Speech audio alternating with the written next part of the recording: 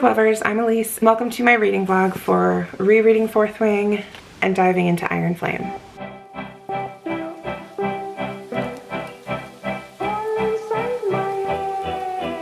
I read this book earlier this year. I absolutely loved it, and I was so excited to get the special edition as well as the new release of Iron Flame that just came out earlier this month in November. I do give my spoiler-free thoughts. However, there is a part when I'm reading Iron Flame that I talk a little bit about something that's going on in Iron Flame, and while it's not a spoiler, I think if you haven't read the book yet and you still want to and you don't want to know anything, maybe skip over that part, and I do indicate where it's potential spoiler territory. But as far as things that actually happen in the book, big reveals, things like that, it's completely spoiler free. Let's get started.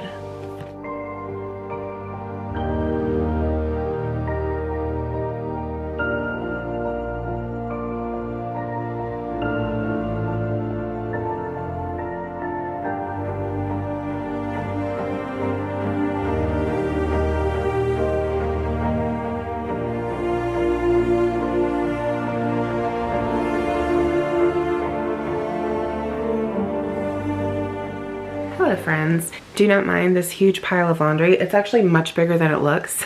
I have a lot of laundry. It's like 3 baskets worth of laundry that I have to fold. And then my camera case and 2 stacks of books that I am trying to sell on Pango. I have not updated yet on this because I've just been loving my reread. I am 286 pages into my Fourth Wing reread. Like, I don't know, 60% probably. I'm loving it. Similar to my first time reading this. It was like a 4-star up until 150 pages or so, and then it kind of like cranked it up. It's funny because I've watched a lot of people talk about this book since reading it back in August, specifically people who didn't enjoy it and like their reasoning for that. But one thing that a lot of people complained about is that they didn't think the writing was very good, and the fact that people are like dropping like flies, which interestingly I didn't really notice so much my first time reading it. This reread though, I am reading it a little bit more critically. And I get it, like it's not super well written, and a lot of the dialogue is kind of immature. And I mean, they're like early 20s, so they are immature. They're children. No offense to anyone that's that age. I am almost 34 years old, and thinking back to how I was when I was 20, I was a child. Okay, you're still a kid when you're 20. So I get that. It's bothering me a little bit. Not enough for me to dock this any stars. I mean, this is still a 5-star read. I still love the dragons, their personalities and the sassiness. I love it. When they finally show up, that's when I really start enjoying the book. I totally forgot like everybody that dies, like so many people die, and they treat it so like it's just a part of the college, which in a way it is. It's weird because it's like Hogwarts meets Hunger Games. So it's like, yes, it's a school and you're supposed to be there to learn and train and everything, and there's professors and you know you have things that you have to do. At the same time, it's like other students are gonna kill you, or the things that you're doing are so dangerous. And I feel like I didn't notice that at first, because listening to people talk about like, oh, they kept killing characters off. I'm like, but who? I got chills during the threshing, the things that happen and the choices that are made. Oh, the chills. I love it. Yes, the writing is not amazing, but I feel like the story and the things that happen and the characters, this is good. And anyone who says that it's not, like, I don't understand. I don't understand. And then, oh, the tension. I'm gonna go make some tea and then sit down and read.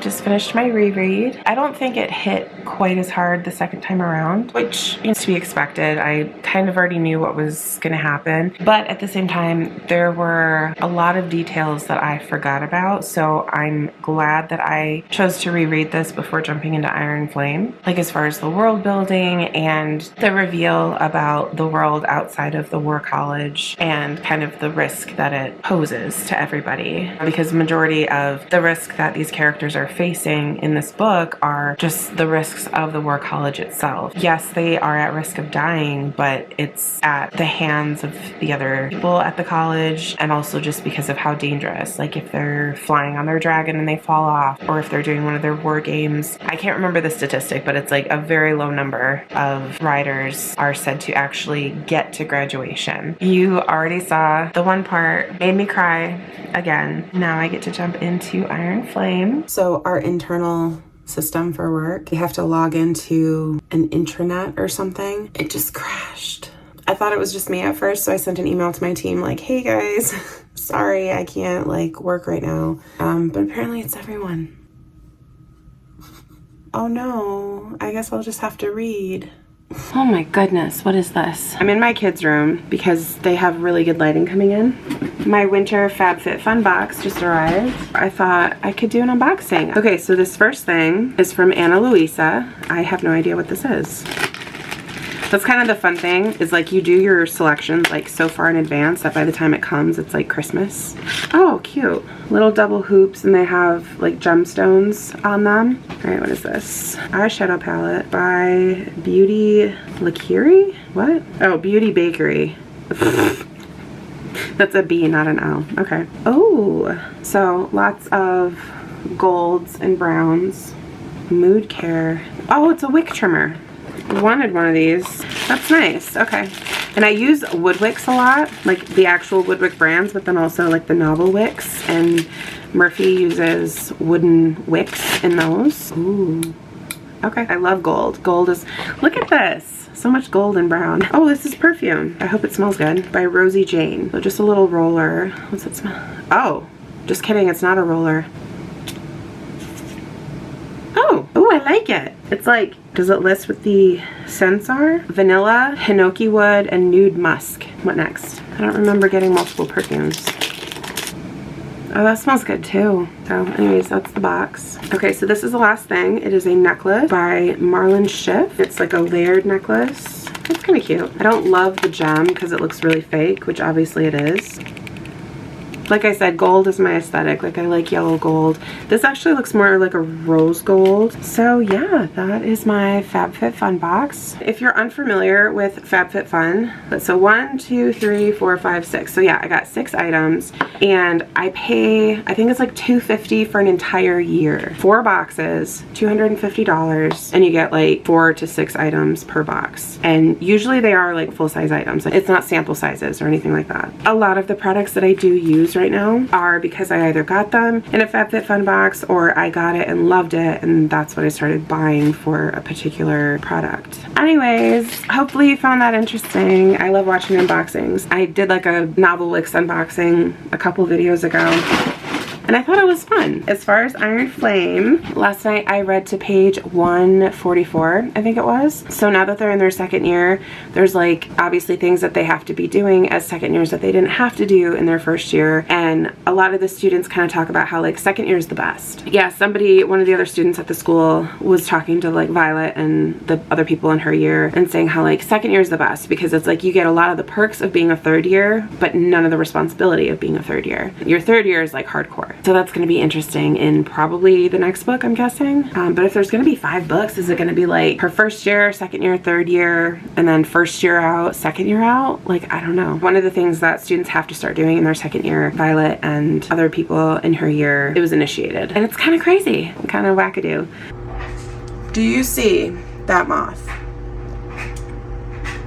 That moth just scared the absolute life out of me. I came downstairs to get a snack and make some tea. I was grabbing some shortbread biscuits for my tea. I kept seeing something right here and I thought my bangs were just kind of floating in the wind. And then this moth flies in front of my face and I screamed so loud and biscuits went flying everywhere.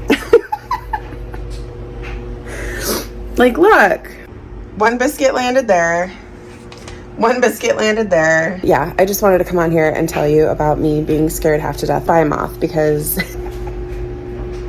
honestly, I wish I had cameras in my house so I could have seen that. Just like you know that video of this girl, like her dog, I think it's a golden retriever or some kind of lab, comes in and he has like a long something hanging out of his mouth and she's like, oh, what do you have there? And he opens his mouth and a mouse or a rat jumps out and starts scurrying around and she lets out like this and it's like it's muffled at first and then it just like grows. Her scream just kind of grows. That was me over a moth. And like I said, I threw biscuits. Oh my gosh. Good times.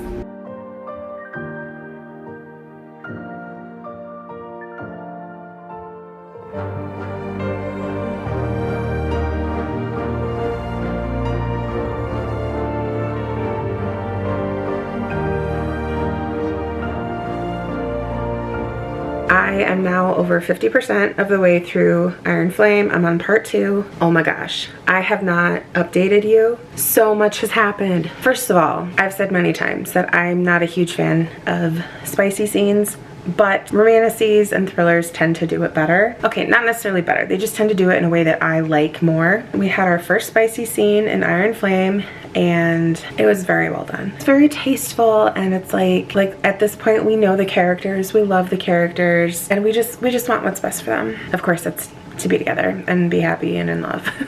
I have heard a lot of people say that this one feels a little bit slower in the middle, and I do kind of see that. Like, there is definitely a lot more world building, like we're learning a lot more about the surrounding kingdoms, things that go on like outside of Basgiath, and like the missions that once you graduate and you get placed somewhere, like the missions that you have to go on and stuff. So we're learning more about that. Lots of new characters. I wouldn't say that this is a spoiler, especially because this comes at the beginning of the book, but if you haven't read this yet and you don't want to know anything at all, you know, maybe just skip ahead a little bit, because Xaden graduated. He of course is no longer at Basgiath, so he gets stationed somewhere else. Violet of course is still at the school, so we don't see a whole lot of Xaden, and that's kind of a bummer. I mean, obviously we see him, like he's still very much part of the story, but it's like only every Saturday. They're allowed to take this leave only because of their dragons being bonded. That part's kind of a bummer, but other than that, I mean, like I said, I can kind of see where people are seeing